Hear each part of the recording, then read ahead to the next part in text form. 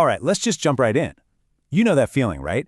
A company builds this absolutely brilliant piece of tech. The whole team is buzzing with excitement, and then launch day comes, and it's quiet.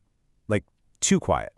Well, today we're going to dig into exactly why that happens, and more importantly, how you can flip that script and turn that frustrating silence into some real momentum.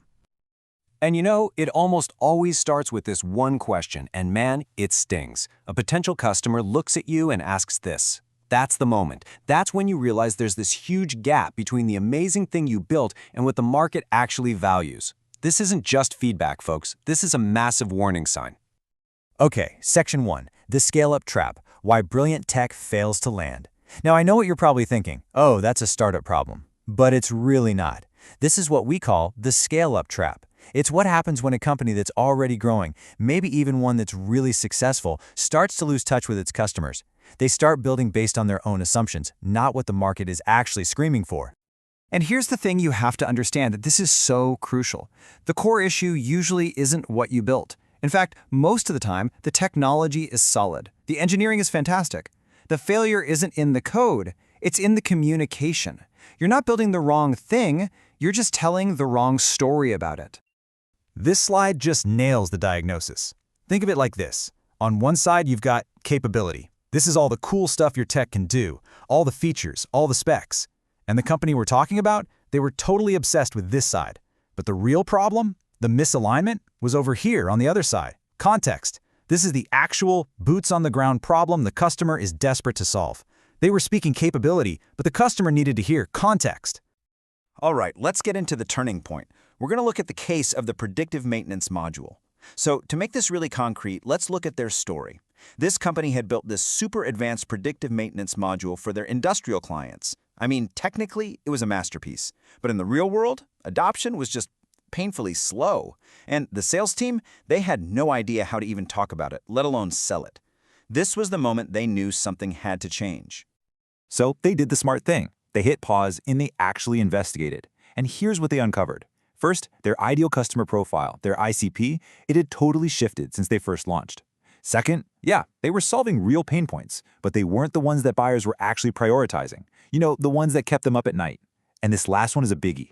Their messaging was all engineer speak. It was perfect for the tech team, but the actual decision makers, the plant heads, the finance guys, they were the ones signing the checks, and they were just lost. Okay, let's talk about the transformation path, a 4-step fix. So that was the problem, right? But here's the good news. Misalignment like this, it's not a death sentence. It's just feedback. It's a signal telling you, hey, time to change course. So let's look at the simple, actionable 4-step fix they used to get everything back on track. Okay, so step 1, they remapped their ideal customer profile. And they did it by, get this, actually talking to their clients. A radical idea, I know. They interviewed 12 clients across all sorts of different roles to really get the language right. Step 2, they reframed their value proposition. No more tech speak. They focused purely on business outcomes. Step 3, they aligned the product itself. This is huge. They even trimmed features that didn't directly drive a clear ROI for the customer. And finally, step 4, they enabled the sales team. They armed them with powerful outcome-based stories, not just boring old tech specs. And this slide just shows you how powerful that reframe step was. I mean, look at the before and after here. The old story was all about predictive analytics. The new story, downtime avoidance. The old story bragged about advanced algorithms. The new one talked about maintenance cost savings. See the difference? They stopped speaking the language of the engineers and started speaking the language of the people with the budget, the language of business value. So let's talk about the ripple effect and proving the payoff. The big question, right, is, okay, that all sounds great, but did it actually work? Let's look at the payoff, because the results were pretty incredible. And we're not just talking about small wins here. This created a massive ripple effect that you could feel through the entire company. First up, a 30% increase in qualified demos. And that's the key word there, qualified. They weren't just booking more meetings. They were finally talking to the right people. And what else?